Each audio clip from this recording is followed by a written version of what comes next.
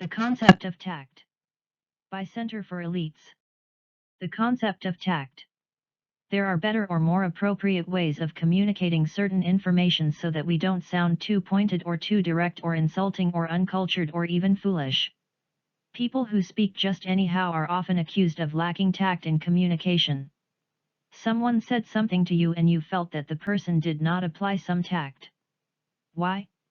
It is because the language has something in common with politeness and common sense. As a matter of fact, tact is one kind of politeness.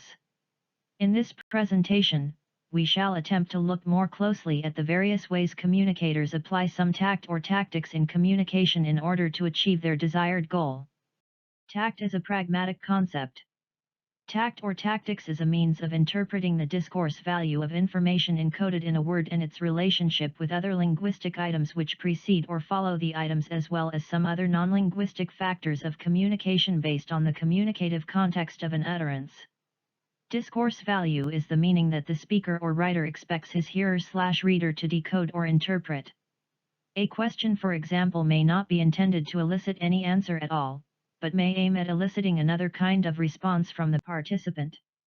Rhetorical questions do not generally demand any verbal answers. Tact, therefore, is that alternative discourse options that are available to you, that will enable you to communicate more comprehensively, appropriately, and most friendly. If I asked you, "Don't you think your shirt needs washing?" You are not likely to respond, "Yes, I think it does." You will know I am tactically suggesting that you wash your shirt. On the other hand, you're likely to feel embarrassed if I told you, "Your shirt is dirty, go and wash it." Below is a news item that appeared on the cover page of most prominent news magazines for so many weeks during the later part of 2011. It said, "Who killed Gaddafi?" It is indeed a question, but is it really a question? What kind of answer does it demand? Tact is politeness. When communicators apply tact in speaking or writing, they do so in order to present some serious subject that may ordinarily appear offensive in a more polite and receptive manner. And we must point out here that one of the principal aims of tact is to achieve politeness. In pragmatics, we always pay attention to the force of our utterance. When people speak, their words or expressions generally have some force, or elocution, on the hearer. And this elocution may be positive or negative. To increase the level of politeness, it is recommended that it is better to use more indirect kind of elocution. According to Leach, 1983, the indirect elocutions tend to be more polite because they increase the degree of options that people have, and then the more indirect an elocution is, the more diminished its force tends to be. Let me illustrate with the following examples. Sometimes, some indirect elocutions function as commands, while some don't. An offer such as "Won't you come in?" implies that coming in is in the interest of the person being addressed, although it doesn't sound too polite. On the hand, "Will you return my book?" sounds rather harsh and authoritative. "Would you mind returning my book?" is indirect and polite.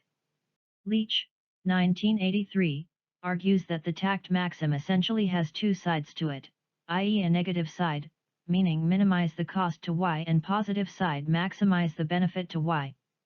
This means that in proposing an action to Y, Z should direct his elocution towards a positive outcome by restricting Y's option of saying no.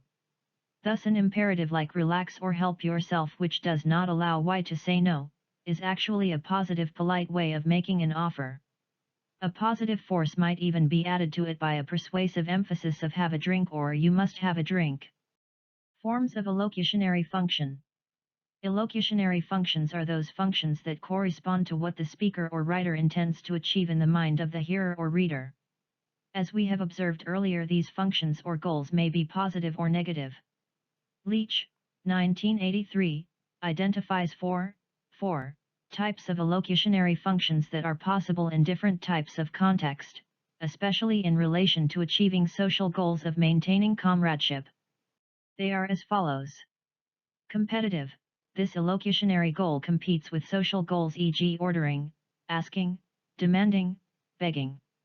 Convivial. This elocutionary goal coincides with social goals, e.g. inviting, greeting, thanking, congratulating. Collaborative, this elocutionary goal is indifferent to the social goal, asserting, reporting, announcing, instructing. Conflictive, this elocutionary goal conflicts with social goal, e.g. threatening, accusing, cursing, reprimanding. Only the first two involve politeness, however where the elocution is competitive, it only tends to reduce discord in case of competition between Y and Z, etc. Face-saving tact. All we have discussed so far about tact and how it relates to politeness is to show the various ways individuals use language to achieve the desired aims and sustain social relationships. When a speaker tries not to cause offense, he is said to be protecting the hearer's face.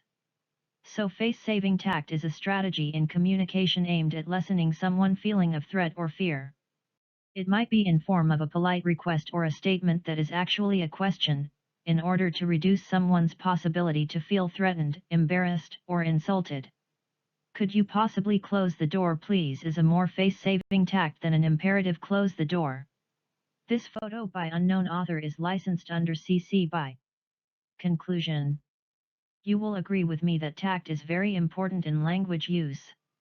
You can imagine how peaceful our families and societies would be if everyone should apply some tact in the way we talk to one another. You will also agree with me that most conflicts in our society today is traceable to the fact that someone had forgotten the principle of face-saving and the other person had reacted rather harshly. We should now begin to apply these principles in our language use so that our relationships might be better as well as our world. Thanks for your attention. Kindly like and share our videos. Please don't forget to subscribe and press the notification bell to be the first to receive the next learning video. You may also give us a comment to suggest what topic you would like us to cover. See you later.